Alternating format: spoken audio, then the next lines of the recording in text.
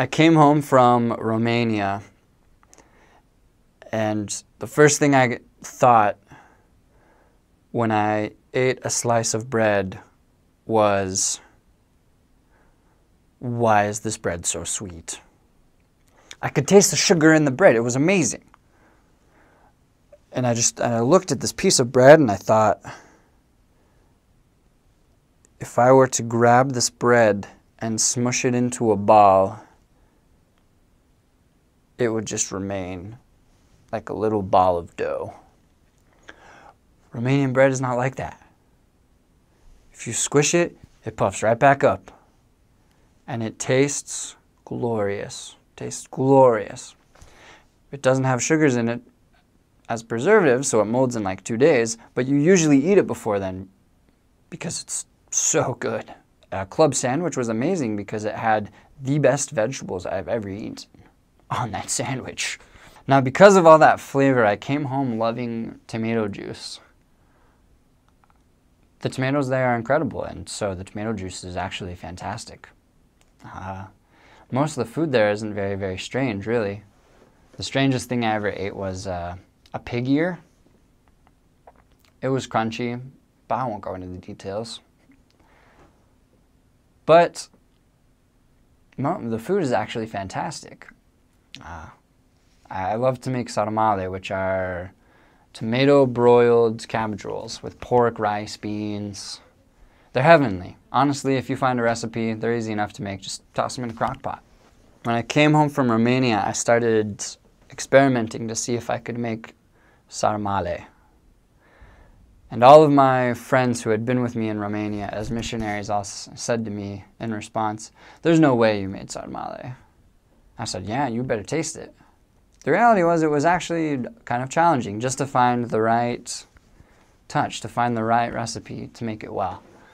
But in reality, Romanian food's pretty simple. It typically involves vegetables, pork, and cooking it in a soup called ciorba, broiling it in tomato sauce, or cooking it as is. And what that means is with ciorba, you basically put all the vegetables together in a pot to cook it up. You add the meat if you're having any sort of pork sausage or meatballs in the soup as well, and then you add Russian borscht. It tastes amazing.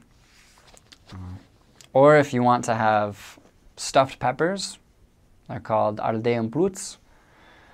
Those are cooked the same way that sarmale is, sarmale being cabbage rolls.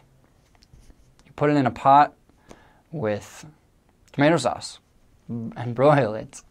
You have to pickle the cabbage first before you make the rolls, but essentially you add your seasonings, you add your tomato sauce, and go. And then of course the third way is they have lots and lots of pork sausage called mici. And when they want to celebrate, they will just grill lots and lots of mici. Romanian food takes a lot of time to prepare, but in essence it's simple. There's one dessert called cozonac.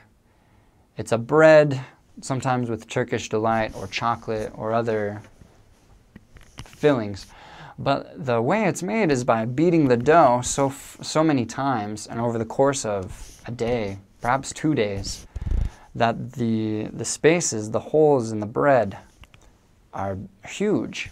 Not quite that big, but you get the idea. It's delicious, but the beating process takes at least a day. But that's what makes it so good is the time that goes into it. And there's a secret ingredient that most of the elderly women put in their food that you simply cannot imitate, and it's their pure ingredient. It's about anywhere between 3 tablespoons to 3 cups of maternal love.